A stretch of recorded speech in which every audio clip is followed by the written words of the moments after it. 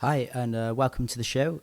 Today we'll be talking about the Sandman, number 37 in the Big Finish main range of Doctor Who.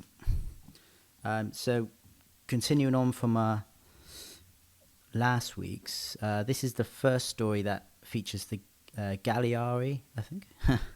and this one sees the Sixth Doctor with companion Evelyn Smythe, who I think is a great companion, really, for the Sixth Doctor. It's a shame, I think they have real chemistry together. So the Doctor and Evelyn arrive at a mass of spaceships that are called the Clutch, which are run by the Galliari, which are like a lizard-type race that are traders. It does go into the backstory of the Galliari, who... I think it was Simon A. Ford, who's the writer of this story, as well as Dreamtime. And this is the race that he created. Anyway, it does go back to the backstory of this race, who, strangely enough, the Doctor has a big hand in their history. And, but anyway, the TARDIS lands, they get out and they meet... Who do they meet? An Irish space gypsy called Mr. Mortacam, who is sort of on the trading mission there. But anyway, they arrive and the Doctor and Evelyn meet, I guess, the orchestrator of the Clutch, who kind of orchestrates the movements of the ships and everything, who's orchestrator Shoal, I believe. Anyway, this is where we find out that the Doctor is he's also called the Sandman in their sort of myth and folklore. And it's it's a bit uncomfortable seeing the Doctor, because he does play up to this evil villain kind of role, which I guess, well, you find out later in the story why he's doing that. But I'm not sure, it's a bit disturbing, really, hearing him act and sort of be quite nasty for no reason. But obviously we find out later why he's done that.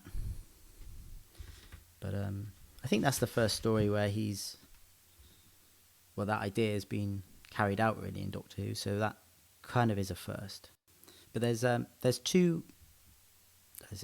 Director Nosha and Commander Brell are also with the orchestrator. The orchestrator, it seems like their race can't look at the Doctor or the Sandman without getting a headache. And I thought that, obviously, spoilers, if you listen to this, there is going to be spoilers, so I'll tune out now if you want to listen to it first. But it turns out that, or later on you find out that it's the Doctor's coat that gives them a headache. And that's kind of a fun joke, really. I mean, I personally love the Sixth Doctor's outfit, and I think it's quite iconic and more interesting than just a plain black suit, which is what I think Colin Baker wanted. But it really, I think it's iconic, and it's kind of, I'm up for a bit of fun with that, like, them playing with the coat, having so many colours. I think it was because they were supposed to have such good vision that loads of, they were supposed to be able to see through camouflage, that if they were to look at loads of colours, then it would give them a headache. But anyway, the Doctor's playing up to his evil self. I think we sort of get a bit of a flashback to when the Doctor was on, I can't remember which planet it is, but it was a planet where the Galliari, I think, invaded, not knowing that there was another race beneath them, and they've come to, basically, their homeworld, that world was taken from them, and the Doctor was kind of instrumental in that. He made a big speech against the main general, who was General Voska, played by Ian Hogg. I recognise that name. I'm just looking at the TARDIS wiki. Sorry, guys. Oh, he was in Ghostlight. That's pretty good. It's pretty cool to bring him back. So on a side tangent as well, they do bring back Anna Kowils, who was Polly, obviously, in the Second Doctor era, to play one of the Galliari. I kind of didn't really notice. In fact, I didn't know who she was playing. I just saw the name on the cover. But yeah, I think she was all right. I'm not sure you could really tell it was her, but yeah. So the Doctor wins, and he ends up smashing this kind of device, which is like a race memory. In it, they kind of, by smashing it, I guess, and their defeat to the Doctor, he kind of, all future Galliari have this memory of the Doctor being a sort of, I guess in his terms, he aimed to be as like a deterrent to get them on to be a race that would be for good and not ruthless invaders invading other worlds, I did forget to say we meet briefly Nintaru, who is with Mr. Mortigan, who is a member of the race from that planet that the Doctor was protecting. Anyway, there's kind of a plot by the other Galliari to kill the Doctor, basically, which... Sorry, guys, I forgot to say there's been lots of killings going on around the Clutch, which they believe is the work of the Doctor / the Sandman. And turns out Mr. Mortigan is here to do a business deal with a creature who is made out of the skins from the planet where they lost.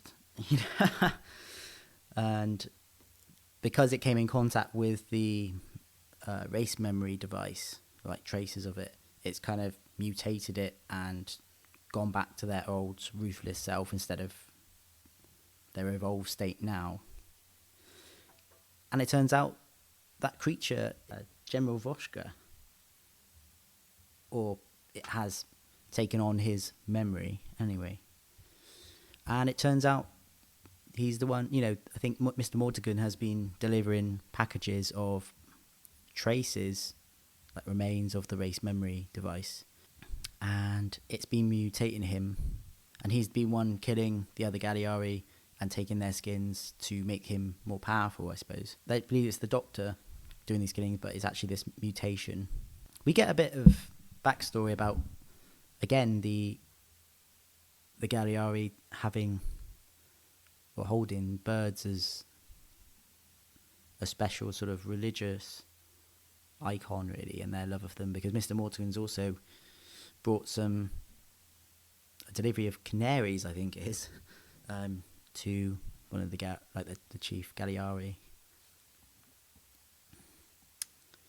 General Voshka, or the mutated version, has taken hold of the station, taken hold of the Clutch, and is asking everyone to bring the Doctor forward to kill him, basically. So the Doctor has a plan, and to meet with the mutant. Once he's in position, they release all the doors so that all the birds in the station can fly and attack the mutation, which works, I'm probably missing a lot out here. It was late last night that I listened to it. I'm sorry, guys. That's the sort of short version of it. I found it was quite interesting that they went for the Doctor playing an evil version of himself.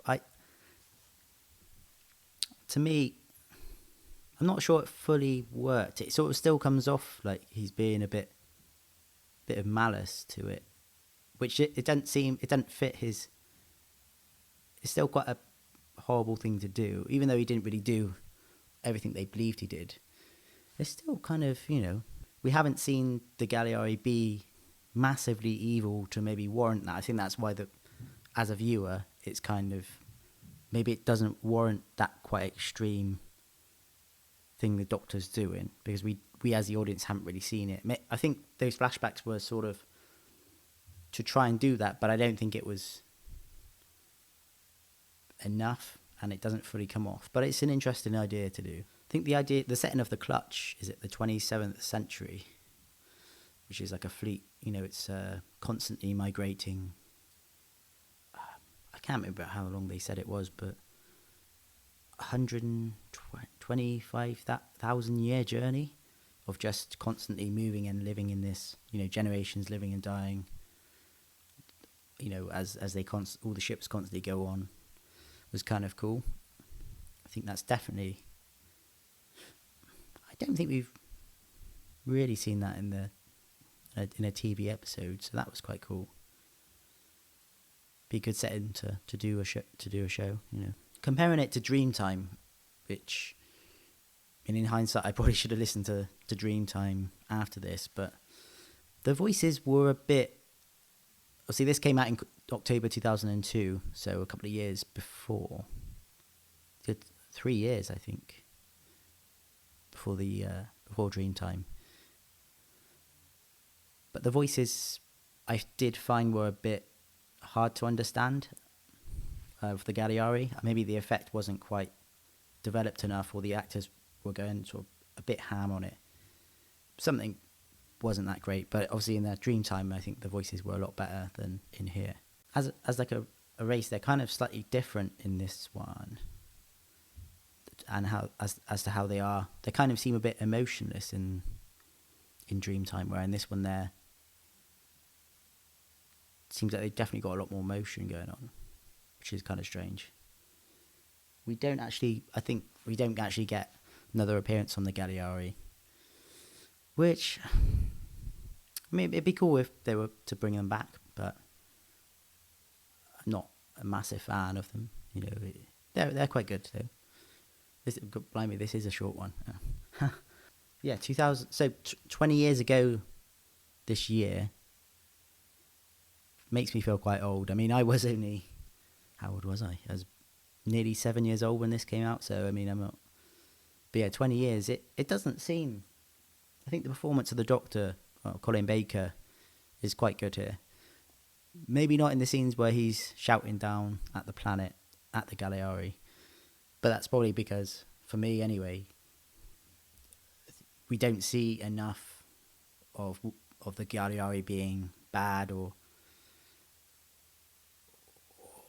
having done enough to deserve the Doctor to behave in that extreme way, where he's basically creating himself as an evil myth in folklore.